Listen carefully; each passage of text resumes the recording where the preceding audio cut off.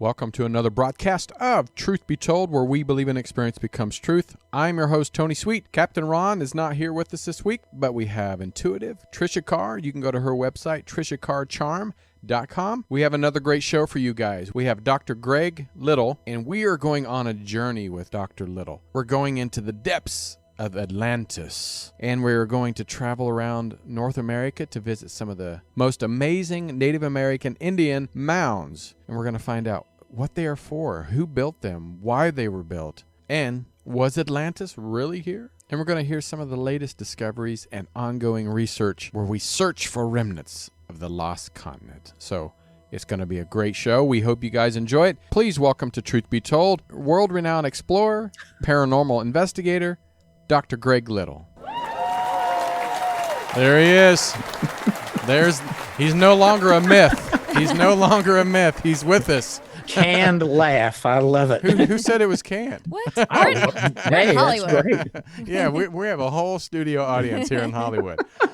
Well, thank you so much for joining us. This is going to be a great show. I did not write that. Often I'll write the introductions for myself, but I didn't write that one. Yes, you did. You kept telling me to use big. No, I was kidding. Well, this is going to be great because one thing that I love is I like taking journeys, even though sometimes it's in my head and people can kind of see me going into my little journey sometimes. But Atlantis is one of the big subjects that we've talked about many times here in Truth Be Told Studios. And, of course, the mounds, not only here in America, but all around the world. I mean, this is not just, just solely for America. This is all around the world. So I'm curious to find the significance. But I think we're going to also talk about, something that I know Trisha will love to talk about is Path of Souls, the Native American death journey. So we're going to touch on that today. Mm-hmm. And then your latest, of course, the Native American mounds in Alabama. And you have to say that with an accent. Yeah, Alabama. Well, first of all, what was your first experience of walking to one of these mounds? And I mean, it must have been like a heavenly journey that just came to life. In that book, Path of Souls, I actually told about how I got into that. Mm-hmm. And it was 1983, and wow. I do remember it very well.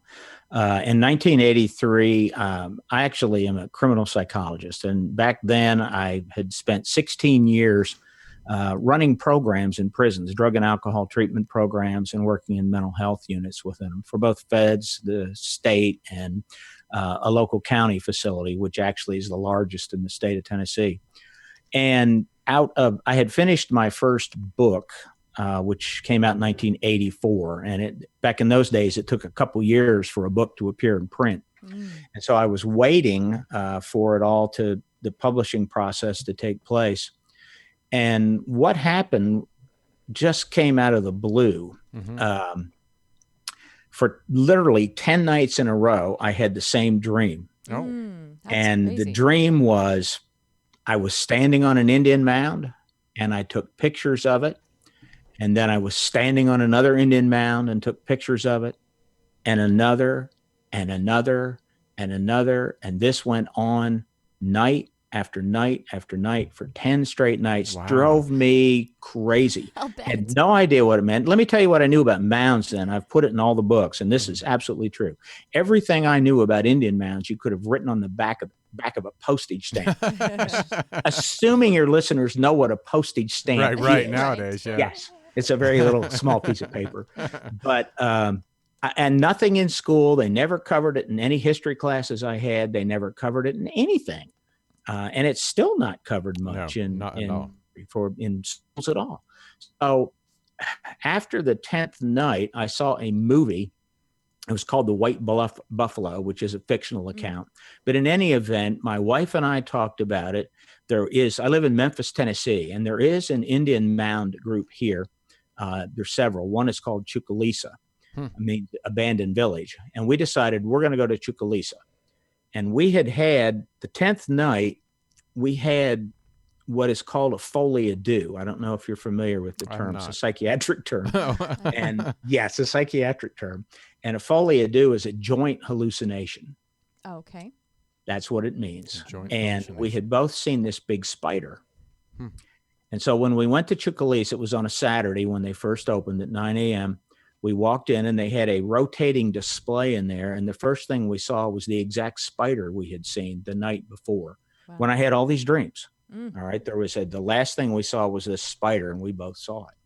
So I knew there was something going on. And all of a sudden, I came up with this project that I'm going to visit every possible Native American mound that existed in the United States, document it, take a photograph of it, and eventually publish an encyclopedia about it, which actually I finished in 2009. And it took that long, and I revised it last year, and it's about 600 pages now and has over 3,000 mound sites in it. 3,000? 3,000 are in it. It was a lot of work. But in any event, I learned a great deal. And let me tell you the main thing, the most amazing thing. In all the world, the most amazing and incredible earthworks that exist anywhere are here in America. The people that live by those earthworks don't even know they're there. I was going to ask you these that. places. The first time we went to what is considered the largest and most complex earthworks in the world, we couldn't find them exactly. So we stopped in store after store after store, like 7-Elevens or whatever kind of convenience store you have, and nobody knew. And they said, "Oh, there's nothing like that here." But they're there. Newark, Ohio is where they're located. And they actually extend 56 miles. 56 miles. So what is in Newark? And this is kind of the ultimate. Now, the largest mound in North America, its base is larger than the Great Pyramid of Giza by about an acre. It's not as tall, but its base is larger. Its base covers 14 acres. It's as tall as a 10-story building. It's 100 feet high, and it has a huge stone chamber in it. There you go. That's Newark you're putting up.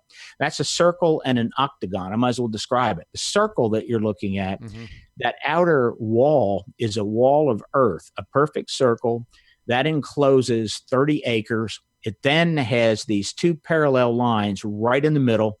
And then there is an octagon formed by walls of earth that are like 8 to 15 feet high. At the 8 sides where the points come together on the octagon, there is a truncated mound. That is a flat top pyramid mound. It is now a golf course.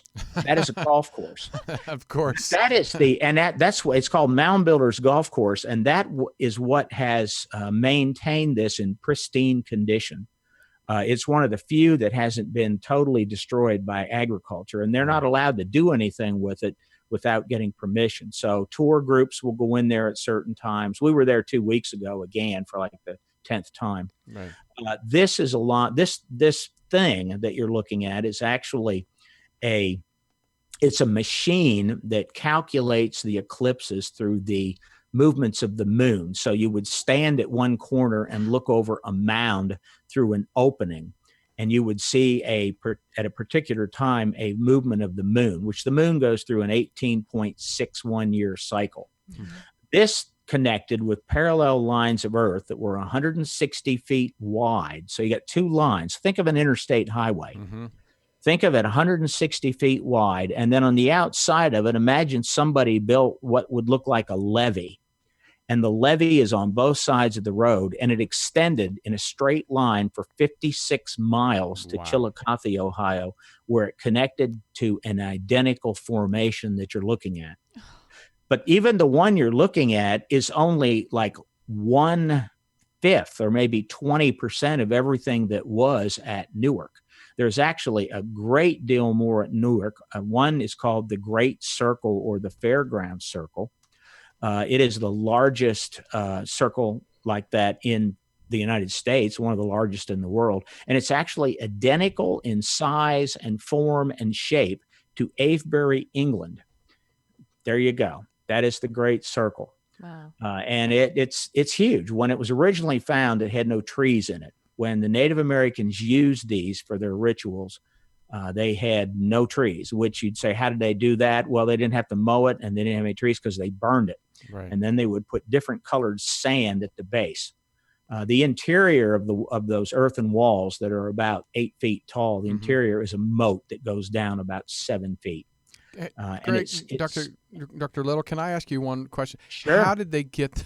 I mean, I can't imagine how they got that so perfect.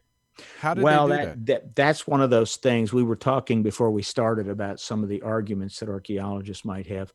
The thinking is this, that somebody got a rope that was perhaps 400 or 500 feet long, and somebody stood in the middle, and then they stretched it out as far as they could and walked in a circle and dropped a stone every now and then.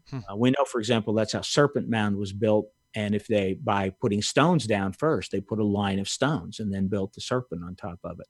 But these things are incredible. We know a lot of what they were used for now. And when I say we know it, I know it. It doesn't mean I came up with it. I wish I had. I wish I was that smart, but I'm not. But it might have exploded my head to try and figure it out initially.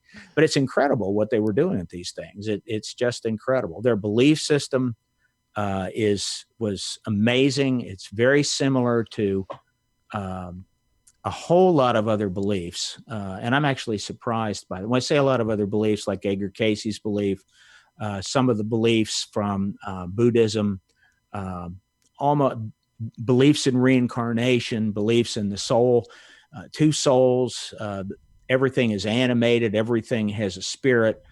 And Native Americans are often put down by saying they were animistic or they worship the sun. And when people say animism, they don't really know what they mean by it. And sun worship, somebody that goes out and lays on the beach out there in Malibu or wherever you guys happen to be, they are more of a sun worshiper than the Native Americans were. They simply would get up when the sun rose, and they would bless a new day. They would say a prayer for the new day. And when the moon came up, they spoke to it also. Also, they did the stars, and that's where we'll go with this eventually. Right. So this is more for spiritual. They were ceremonial centers. What most people think of a mound as a small, kind of a conical pile of earth, and there's a burial in it. That's what most people think. And there were probably 500,000 of those small conical burial mounds, and some of them weren't so small. Some of those burial mounds had almost 1,000 skeletons in them. 1,000, yes. Many had hundreds. Most of them would have 10, 15, 20.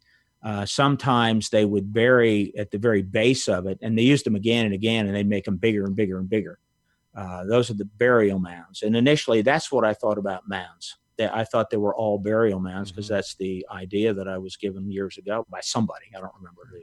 Well, that kind of would make sense. Now, most of the burial grounds or mounds, were they of the same family or just pretty much anybody? No, there's a long history to this. The first mounds in the Americas were actually in Bolivia, and they date to about 8,500 BC, which is astonishing. That's a long time ago. And it looks, we don't have time to talk about this, but the first people probably came into the Americas from the South, which is bizarre. It goes against everything archaeologists have been telling us for a couple hundred years, actually. But South America has older sites than North America. South America also has these geometric earthworks too, just like here. They've uncovered roughly 500 of them in one little area of Brazil that was deforested in the last year. And there they are under the forest that they burned.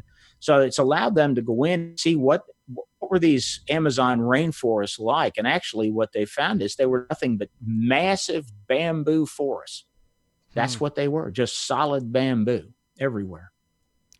Fascinating. Well, I couldn't imagine, like you said, to walk around this. I'm going to ask you, Tricia, about the energy, and you too, Dr. Little, the energy. Do you feel a different type of energy or a lot more energetic field there than majority of the places that just at your home? Like it's charged, like one of the power sites. Because why would they choose that specific spot? Are you asking me? Yeah. Either one. Yeah. Okay. Well, I haven't been there, so yeah. All right. Well, some of them do have some of them. I think are dead. They have sort of decommissioned them. They were used for a purpose, and the original alignments to the stars are long gone, particularly ones that were in use maybe 4,000 and 5,000 years ago. But other sites are clearly, they had an idea or a belief system, this gone back to this animism. And animism simply means that there is spirit in everything. And you'll see, if you know Native American shaman, if you know a genuine shaman, and in a book that I put out in 1990 called People of the Web, I talked about how a shaman from the Cheyenne tribe came and lived with my wife for 30 days. Back then. Well, don't say wow. I don't recommend that to anyone. No. You're like, I won't get into that. One of the things they did that I didn't understand at the time, he'd go out and when he'd talk about anything he considered sacred, he'd go out and get a handful of dirt. Yeah. And so eventually our living room got filled with dirt. I must purify myself. And dirt is the most primal form of spirit that exists, but it has a spiritual energy in it. It's not like our soul, but it is truly a spiritual energy. The most condensed form of it on Earth, believe it or not, is quartz crystal. Yeah. And if you want to do a really interesting experiment that will kind of freak you out, if you can come up with 2 big quartz crystals, they don't have to be very big, just, a couple inches, and wear a pair of gloves. Don't do this without gloves. Hopefully you have a bathroom where you can make it totally dark, and hopefully you have a bathtub. Put water in your bathtub, turn out all the lights, take those 2 crystals, put them in the bathtub under the water, and rub them together as hard as you can, like this, as fast as you can, and you will light up that room. Oh, cool. I'm doing it. I'm gonna do it. I know. I did a show years ago. I can't wait to do first it time I did one with Art Bell, who's not doing them anymore. And Right. I told that to Art because it was the first Mound book that I came out with back some years ago when Art was still active. And Art got on and he said, I did what you said during the break. They had those long 5-minute breaks. And he said, do you know what happened? And I said, it worked. and he said, yeah, it worked. He said, he was always amazed. I thought that was, I'm not going to use the word that he wanted to say.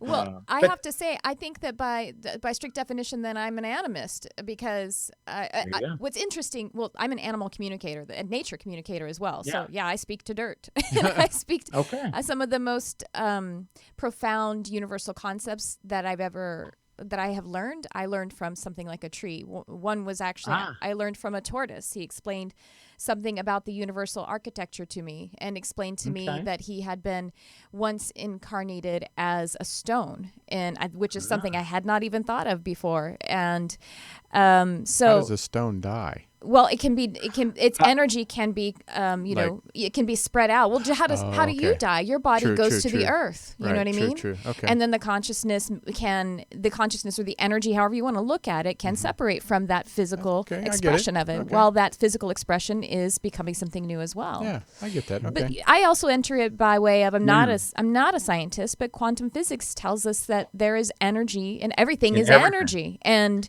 it's all the same energy ultimately. Right. It's the same energy. Yeah. And where there's energy, there's information. That is just it's a pure truth as well. Mm-hmm. What you just said about the what the tortoise told you and the energy and all that, and the soul. Native Americans, this is like their most sacred stuff, and this has only been known for, I want to say 2004 is when all this was deciphered. And again, I didn't decipher it. It's a huge group, a working group of archaeologists and anthropologists. But Native Americans believed that we had 2 souls. We humans had 2 souls. And this explains almost everything that they do and we do. One soul is called the free soul, and that is what you would consider to be your soul that has its own consciousness. It has it survives and it goes somewhere, which they would tell us where it went. The other soul is called the life soul, and the life soul is what animates the physical body. And it comes out of the earth and ultimately returns to the earth. Yes. And the life soul they considered very dangerous, that you had to do something with it within 3 days. And also the free soul sometime would hang around the life soul too long and get trapped and become a wandering ghost, that it could never find its way back. So often with enemies, if they killed enemies, they would not destroy the body or bury it, because the person's soul, they would want to make that person's soul suffer and stick there. But what they often did, they started by getting rid of all the flesh through either excarnation, which is birds basically eating us, and they would often then grind the bones down or burn them and then spread them out and return them to the earth. And that is what you find in a lot of burial mounds. They did cremations there, and they would grind the bones down. And that would ensure that the free soul could leave earth then. Otherwise, the free soul might not be able to escape. That makes says that like the trapped, the trapped spirits. Well, yeah, Edgar Casey. I'm a medium, and so this is something that I experience and also teach as a spiritual teacher to others about what happens when the soul or the consciousness, whatever, dismisses the physical body. I actually understand why they would, if they wanted to torture the victims, because the consciousness, when it's no longer attached to the body, but nothing has changed. But when you first dismiss your body, or when you first die, you haven't become anything. You haven't become more enlightened, right? The first thing that happens is you just are not inside a body anymore. You don't change your beliefs. You don't change your understanding, your perspective. So if you see your own body lying there, that's going to freak you the F out for a while. Well, we were going to talk about Edgar Casey. That's something Edgar Casey said. People would want to talk to the spirits on the other side, and they'd ask him these deep questions. And Edgar Casey would say, I'm going to paraphrase it, use my own words. Yeah. If the person was an idiot here in this world, why would you expect them to be a genius over there? Right? No, and the thing that I tell people, I'm in trouble then. When they cross over, then you're healed, and then you have you're more connected to infinite intelligence, and you're healed. But when you haven't crossed over and you're still earthbound, this is what's so funny with the ghost hunters and people being afraid of ghosts. I'm like, don't be afraid of ghosts, because that's just a person without a body. Be afraid of the ones with bodies if you're going to be afraid. But wouldn't in that case, and I'm kind of off subject, so the way we bury ourselves in a casket, wouldn't that mean that we're not really letting us release that soul correctly? What Native Americans sometimes did, and you'll see this, you'll hear about these amazing tombs that are uncovered where they'll find who they say, he must have been a chief, or he must have been a really important shaman, and he might be surrounded by 7 or 8 people in a wheel spoke formation, like they're spokes of a wheel. Their heads are coming out, 10 bodies. This has been found in numerous mounds. Right. And so they'll say, well, why did they do that and cremate everybody else? And the answer is this. They believed in reincarnation, and they believed that if they would keep the body as it was and also keep their helpers around, that soul could in the future reincarnate, come back, and bring all those other people back with him or her. With the same body. That's interesting. Wow. They believed in... Well, I mean, a lot that same thing Christians believe. A lot of Christians that our bodies will be somehow changed. Yes, exactly. We'll be redo. Yeah, when the that's what happened when they they say happened the to resurrection. Jesus. Well, I'm getting burned. I'm going to burn up. That's what I've decided to do. My parents have said that too. So it's interesting. That's not just reincarnation. That's reanimation. It is reanimation. Yeah, exactly. But coming back, the idea of coming back, your soul returning into another life. They also had all these very strange ideas about, and they're not all that strange. And this almost goes to the ancient aliens theory. And the stars of Orion's belt and the Cygnus constellation fit in. The path of souls was the Milky Way. They believed that the Milky Way were the souls of the departed making a journey. Right. And they talked about a 3-part world. We live in the middle world. And when a soul leaves, it had to make a leap across water. And it had to leap to what is called Orion's Nebula. And they saw Orion not as a hunter or a person. They saw it as a hand that was dangling down. I can't turn my hand. There we go. It's dangling down. And the nebula was right in the middle. Ooh, my hand's moving too slow. It was dangling down. And the story is the three belt stars of Orion were in the wrist of the hand. And you've seen the eye and hand symbol. Yes. It's on a lot of famous Native American artifacts, and it literally is a hand, and then it's got an eye drawn in it, but it's not an eye. It's called an ogi, O-G-E-E, and it is a slit in the sky. And Orion's Nebula is Messier 42. Is that it? That's it. That's the eye in hand. And that's always been shown with the hand up. But they know now that it's always been shown the wrong way. We've always assumed the hand should be up. But they know that Orion would set in the west. It only happens in the winter months. And the soul would make a leap toward that. Then the soul would go under the earth because Orion was then setting into the west, and the sun would come up, and it would journey to the other side of the earth through the night, or go through the underworld. That was the soul's journey through the underworld. Mm-hmm. And then it would get on the Milky Way the next day and make its way north to the constellation of Cygnus, which was a bird. And it was a raptor bird, although in most ancient cultures it was a swan. And at this raptor bird, there was another portal, a hole, another ogi. And they would then get out of the sky world and go to the land of the ancestors, or the land of the souls. In the Jewish tradition, they might call it the Guff, where all the souls are. All the souls are stored. I'm looking, because this is leaning more towards Path of Souls, your book. And I love Andrew Collins, by the way. Andrew and I are good, but Andrew's coming down here. So you do an interview with Andrew. Actually, I've had him on. I've actually had him on before. He's right. a really good guy, and I enjoyed his having him on. But one thing that I'm very fascinating with your mounds, that you even said the giant skeletons and mounds, which our Smithsonian has always debunked every time we've. Not me, but people like yourself, and that bring up. Well, the problem is the Smithsonian recorded 17 that they themselves found in the 1800s in their very first books, and that's what's in that Path of Souls. So where was the giant skeletons? What mounds? Where were they at? Where were they located? Most of those were in West Virginia. There were West Virginia is the primary site, but also in Pennsylvania, a couple in Ohio, one in Mississippi. Mm-hmm.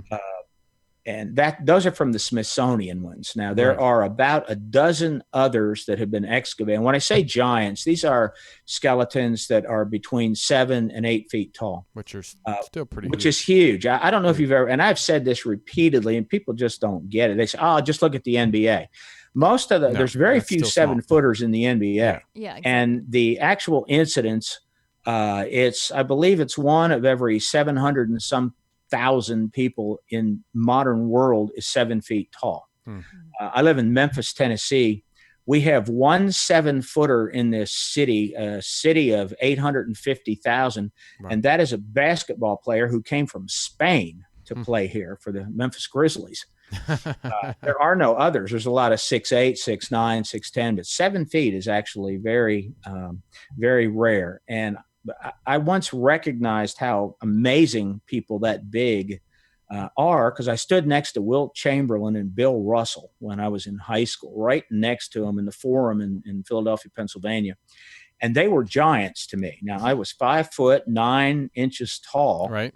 But it's not just their height. They're not just 1.5 feet taller than you. They're mammoth people. Yeah. They're just enormous, and it's overwhelming. And to me, those are giants. And even the Spanish called them giants when they encountered them here. My uncle was 6'6". He was a giant. I mean, and if he stood next, my father was 5'11", so my father looked like a little boy next to him. Right. Yeah. And do you feel that these were Native Americans, or was this potentially an Anunnaki type of or the society? Nephilim from the Bible? Well, Andrew Collins and I are in the process of working on a follow-up book to his most recent one, in my The Path of Souls, and we're co-authoring it. And that is actually what that book is about. Oh, great. Ooh, cool. And he's coming over, and we're going to try and finish it out. So you'll get back to us on that one. Well, there is a mystery, and even archaeologists admit. In fact, one archaeologist who said that that Path of Souls book was the only one that talked about giants that was worth anything in the field, because all the other, we didn't talk about newspaper reports. In fact, we debunked a number of the reports of the huge giants, the ones that are 10, 12, 15 feet high. We went to some of the sites. We talked to some of the archaeologists.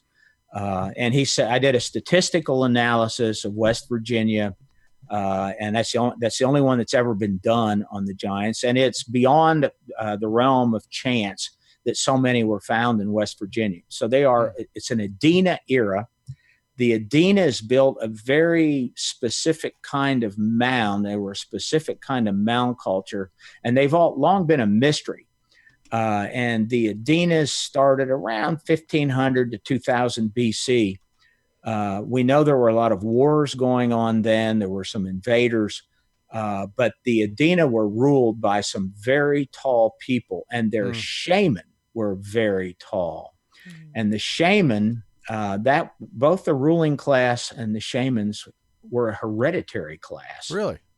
It was all passed along through heredity. And so if you can follow that lineage back, and that's why I've talked about South America a little bit and kind of hinted around that the first people may have come in from South America. Right. Andrew's following the Denisovan / Neanderthal and and that all goes back. That goes back to Turkey and the Nephilim and so on, which was actually the first one of Andrew's books I ever read was about the Nephilim. Oh. And the guy's a genius with that. He wrote the best book ever on that, Ashes of Souls. And I wanted to show, Ashes of Souls. And I want to show the audience, if you're watching the YouTube, but if you're listening to our podcast, you can't see this, but this is a guy that was 7'8".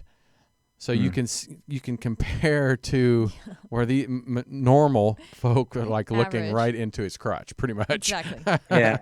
Yeah. There is in Philadelphia in the Mueller Museum, there is the skeleton of somebody that's 8'4". 8'4". 8'4". Now there have been a fair number of people that have been over 8 feet tall, and there are some living today that are over 8 feet tall. I mean, that's just, to have somebody towering over you, 3 feet over you, is just, it's astounding. They were giants. Now, archaeologists love to pick on the ones that were in the newspaper reports where somebody found some farmer somewhere says, I found a giant bone and the person must have been 20 feet tall. So they'll jump on that, but they are conveniently ignoring all the ones that were excavated by archaeologists. And there are lots of those up until around 1970s. Here north of Memphis in a place called Blytheville, Arkansas, there is a mound site called Chickasaba. Chickasaba has had dozens of 7-foot skeletons pulled out of it. The last one came out in 1976, which isn't that long ago. But it's illegal to dig into those anymore. And you can't test them. It's illegal to test the skeletal remains. It's illegal to show them, and it's illegal to excavate mounds. Really? Yes. Why do they, and I know this is going to be religious. Well, I was going to say, I'm going to be a little conspiracy theory. Are they afraid of what we're going to find, or is it just because of religious? I think they're happy that they can't do it, but it's kind of destroyed modern American archaeology because there's not a lot left for them to do other than teach, because they can't go out and do what they used to do. There was a law passed in 1989 called NAGPRA, NAGPRA, and it stands for Native American Grave Repatriation and Protection Act. And the law required that all skeletal and burial remains and burial artifacts that had been ever removed from mounds or any areas in the United States, if they were clearly skeletal remains and burial artifacts, and the people who had found them had ever had any federal funding at all, and the museums that were keeping them, if they had any federal funding at all, which is almost every museum in the United States, they had to return them. That's called repatriation. And then the Native American groups could either burn them or rebury them, and they did both. So the Smithsonian once, it's thought they had around 1.7 million skeletal remains that they had nowhere to put. They had nobody that could really bag them or figure out what to do with them. So they were glad to get rid of them. It freed up a lot of space, and they're down now to where they only have a few hundred artifacts left. They all come from South America, and they don't have any idea who to send them to. Well, we have about 12 minutes left, and I want to know the significance of Alabama, because your latest book, Native American Mounds. Well, okay, I did that. I've had the idea of making a number of individual state guides and have really let people know about it. And I decided Alabama because in the course of some recent research, there's something amazing that has occurred there. It's in the area of Anniston, Jacksonville, and Oxford. And a Jacksonville State University archaeology professor who I've become pretty good friends with has found that there are in that area on the upper right-hand side of that map. Oh, here we go. There are literally thousands of stone mounds and thousands of walls, many of which were totally unknown and undiscovered until the 2000s, just recent years. And some of them only recent years. There's one called the Skeleton Mountain Stone Effigy, which is a massive compilation of stone forming a snake. And the stones that have been put together, it's like a pavement on the top of a mountain that overlooks what used to be Fort McClellan, Alabama. And this was all off limits for years, and there actually are parts of it. There's one little picture in that book that shows kids flying into the air, and it says, "Danger, don't go in here." And it's because there's unexploded ordnance all over the place up there. But Fort McClellan has been turned into a national wildlife refuge, but you can't get in. Now we went in with the Jacksonville State archaeologist, and this is truly a huge mystery, so big that he and I have agreed to do a book together. The guy that's over the Journal of Alabama Archaeology has gotten involved with it, and so has the guy who was over Moundville for 30 years. And I'm not used to working with the actual archaeologists. I have a few friends with them, but like I said, they can be kind of picky. They don't write for the general public. They're not. They don't seem. And I'm not talking about these guys, but they don't seem to be able to write something for the general public. They want to bore you to death with minuscule details. So I'm trying to take this to the public and let them see some of the wonderful things here in our own neighborhood. There are incredible things in America that people need to go see. Well, now these are some of the pictures in your book, and these are beautiful artifacts. Yes, they are. Where did they find these, and were they inside of the mounds or were they outside of? The ones you're looking at there were excavated in Moundville, Alabama.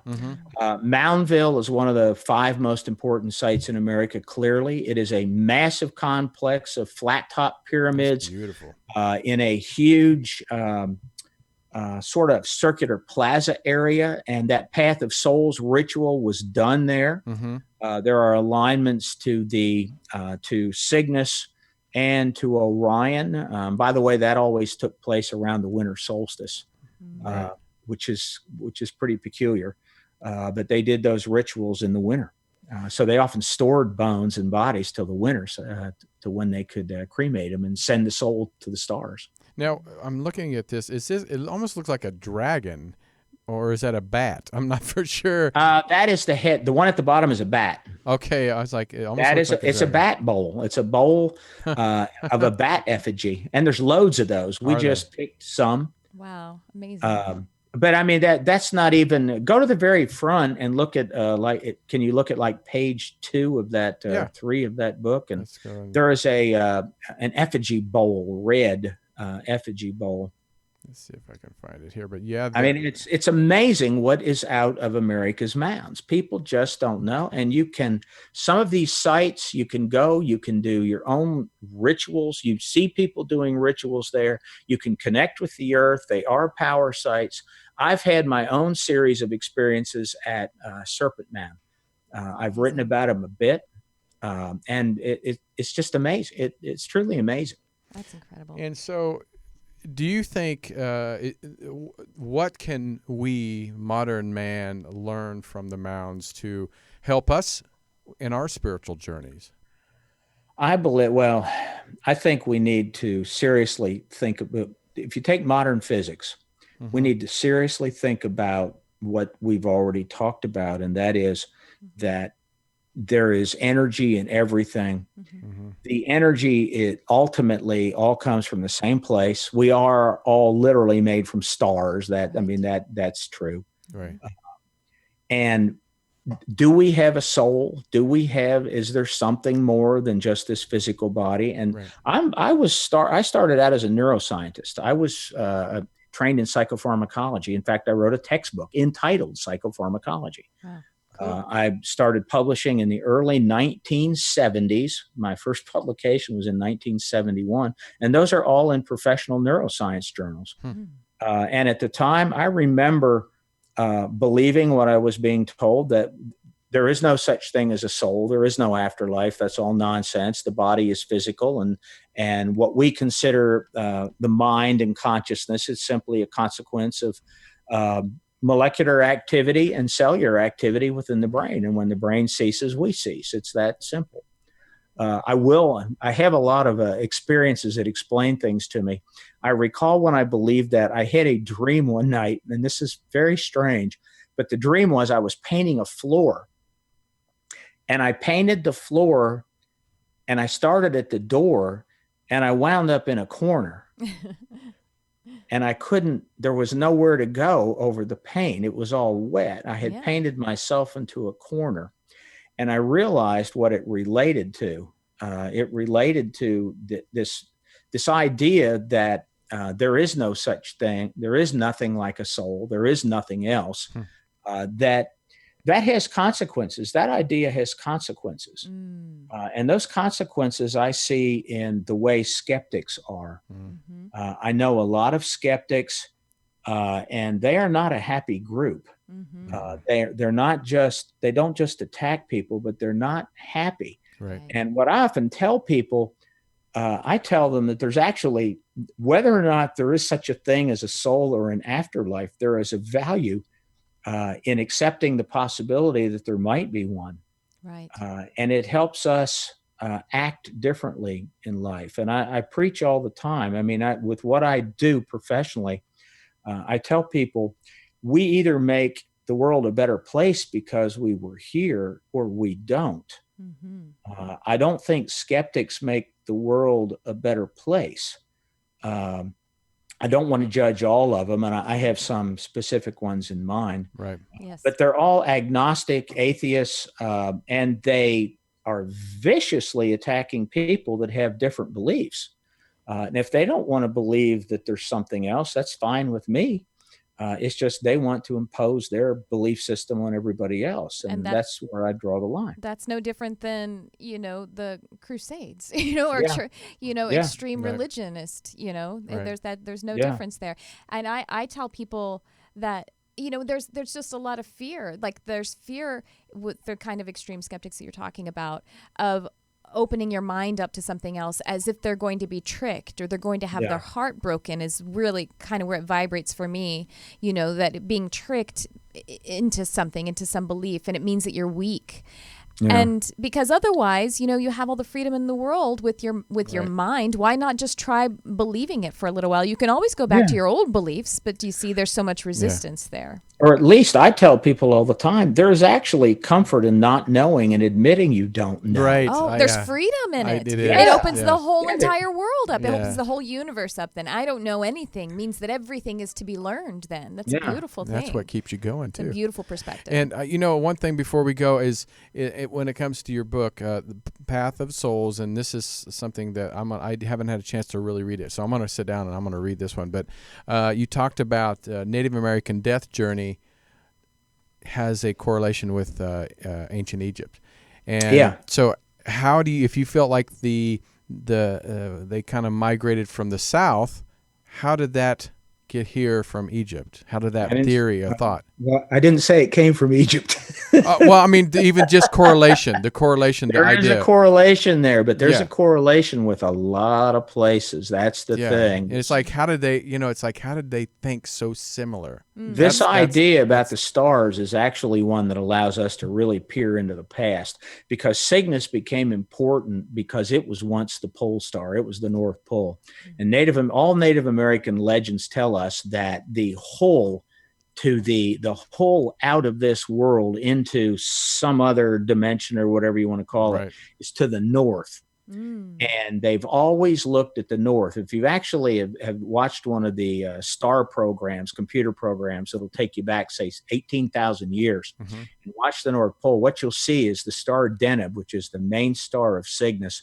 And you'll see the dark rift of the Milky Way rotating around it.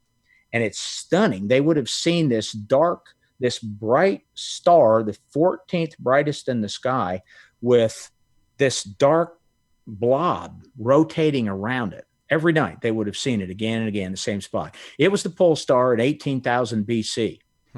And it was the portal. So this idea started in around then. So the key is, where did it start? Where did those people come from? And we know that the Adena believed in it. Remember I talked about the Adena? These are little pieces to it. Yeah. So those tall people that they found in the mounds, who are the Adena shaman and the Adena chiefs, they believed in this Path of Souls idea. And we know that from their iconography that have been taken out of the mounds. So that idea came from somewhere. But 16,000 years is a long time. That's a long so where did it come from? And the Americas were probably inhabited for at least 50,000 years, which is astounding. And actually, it may have been a lot longer than that. Evidence now, it could be 100,000 years ago. It depends who you want to believe right now. Right. But at least 50,000 years. That's a long time for America. And I'm sure there's a lot more hidden mounds, and there's a lot more hidden. Oh, yeah. Oh, yeah. I mean, because I'm from Kansas, and I would think in Kansas, but I'm sure there's some in Kansas. There are mounds in Kansas, and some of the most. George Catlin spent a lot of time there with the Mandan Indians. Wow. The Mandans became known, and they built houses under mounds. They would build these huge earth lodge. They build mounds and then build an earth lodge inside the mound. And they would do certain rituals there. I would love to see that. Yeah, they still exist. I'll have to check it out when I go back home. But unfortunately, we're out of time, and we have so much more to talk about. Please come back. Yes, we didn't get around to Atlantis. I know. But definitely you have to come back when you and Andrew write your next book. So, all right. Thank you. It's been a pleasure. Thanks a lot. It's been a great pleasure. Bye. So. Yeah, right. But make sure you go to apmagazine.info. You can pick up his books. Go to Amazon, wherever they're selling books. I'm sure you can find some books from Dr. Greg Little. So thanks, sir. We appreciate it. All right. Well, this is Truth Be Told. We are going to head out for our own journey. And so, Tricia, where do people find you? My website is Tricia Carr Charm. It's TRICIACARR Charm. And I am live from ubnradio.com, Channel 1, on Sundays at 11 a.m. Pacific. It's Charmed Live with Tricia Carr. And I hope to see y'all there. I take live calls from the audience. Live calls. And she's amazing, very talented. Thank you. And Truth Be Told, webtv.com. And please go and subscribe to our YouTube channel at Truth Be Told TV. We would love to have you join our subscription there and leave a comment. Tell us who you would like to have on Truth Be Told. Until next time, this is Tony Sweet and Tricia Carr, and Captain Ron is back next week. All right, take care. Bye-bye.